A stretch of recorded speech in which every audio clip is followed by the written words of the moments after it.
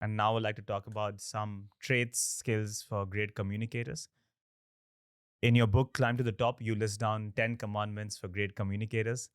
Can I ask you to give a taster of what these 10 commandments are? And I acknowledge this is a very difficult question. No, it's And a very easy question. is it? Yeah. Oh, okay, that's Absolutely. fine. I live and breathe this stuff, so it's all good. I thought I was going to get more and more difficult over time. This is a show of difficult I love questions. this. This is who I am. Perfect. Well, first, for context, I spent a great deal of my career at Bloomberg as a public spokesman, where I was on probably 150 stages a year, all over the world for many years.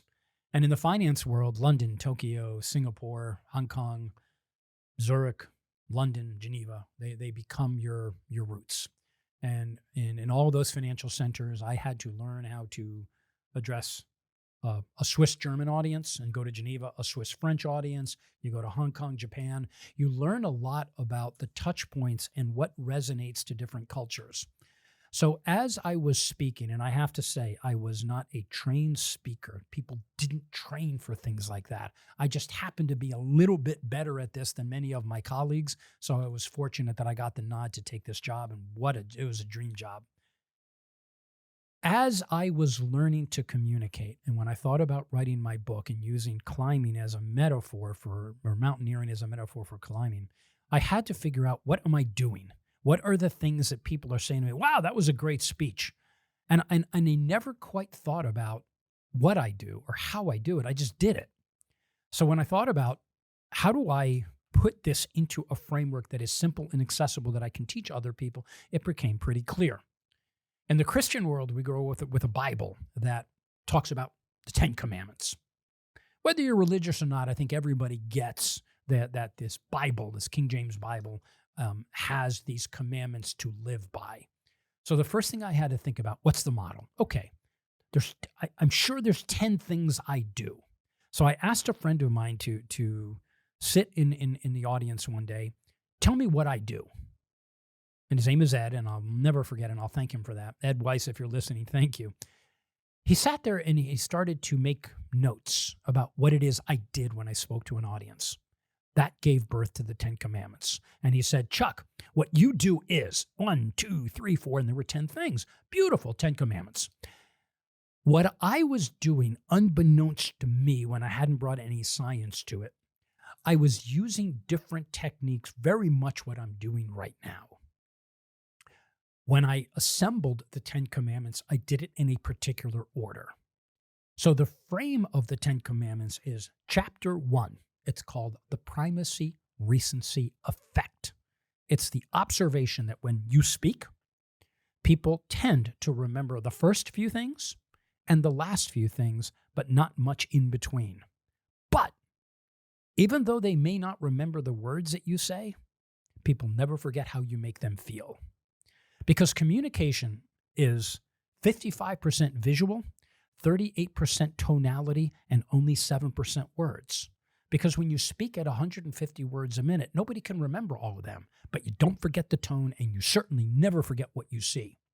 So the second commandment then was called the power of emotional appeal. That's, instead of being so focused on what you're going to say, it's very much an expression of how you're going to say it. Do you say it with heart? Which leads us to the third commandment, which is speak with conviction. And the third commandment is actually teaching people to stop doing something. And unfortunately, and I'll pick on the Gen Z generation just for fun. So, it's like, it's kind of like, this pandemic, it's, yeah.